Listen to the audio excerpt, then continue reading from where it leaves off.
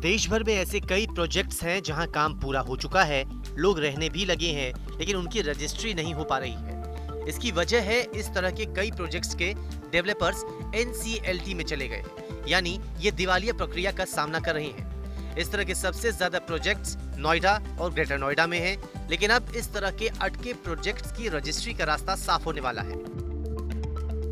दरअसल सरकार insolvency and bankruptcy code 2016 में संशोधन पर विचार कर रही है। इसमें NCLT में गए प्रोजेक्ट्स के हजारों फंसे फ्लैट्स का मामला सुलझ सकता है।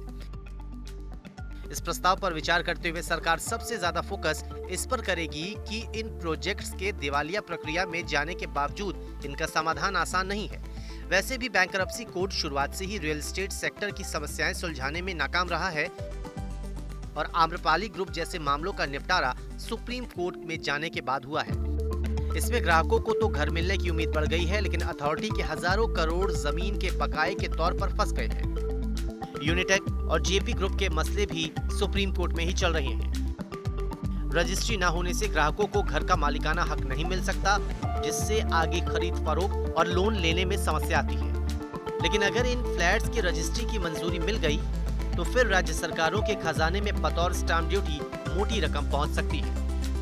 अमेंडमेंट सजेस्ट किया जा रहा है। अभी एक जो कंसल्टेटिव पेपर आया हुआ है जो IBC में प्रपोज किया जा रहा है, सेक्शन 28 के में एक अमेंडमेंट लाना चाहती है सरकार, जिससे जो कम से कम प्रोजेक्ट्स में जिनमें यूनिट्स कंप्लीटेड है उन होम बायर्स को तो एटलीस्ट यूनिट्स उनके नाम पे रजिस्ट्री और पोजीशन देने की एक अमेंडमेंट लाया जाए।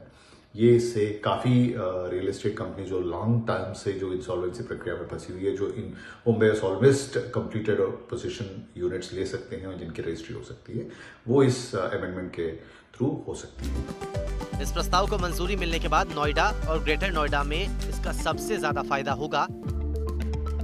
इन ट्विन शहरों में करीब 80,000 घर खरीदारों की रजिस्ट्री अटकी हुई है। नोएडा और ग्रेटर नोएडा में 40 प्रोजेक्ट्स इंसॉल्वेंसी प्रक्रिया से गुजर रहे हैं। अगर इस प्रस्ताव को मंजूरी मिल गई तो फिर नोएडा ग्रेटर नोएडा में प्रॉपर्टी निवेशकों की लॉटरी लग जाएगी। इन दोनों शहरों में कुल 313 ग्रुप हाउसिंग प्रोजेक्ट्स को मंजूरी मिली है। इन प्रोजेक्ट्स में करीब 3,74,000 फ्लैट्स बनाए जा रहे हैं। अभी तक 2 लाख से ज्यादा फ्लैट्स के लिए ऑक्यूपेंसी सर्टिफिकेट जारी किए जा चुके हैं, जिसमें 1,54,000 फ्लैट्स की ही रजिस्ट्री हुई है, यानी करीब 46,000 फ्लैट्स तो ऑक्यूपेंसी सर्टिफिकेट हासिल करने के बावजूद रजिस्ट्री की बाट जोह रहे हैं। NCLT में जाने वाले दूसरे प्रोजेक्ट्स में भी करीब 34,000 फ्लैट्स तैयार हैं, जिनकी रजिस्ट्री इस नए प्रस्ताव की मंजूरी मिलने के बाद पूरी हो सकती है।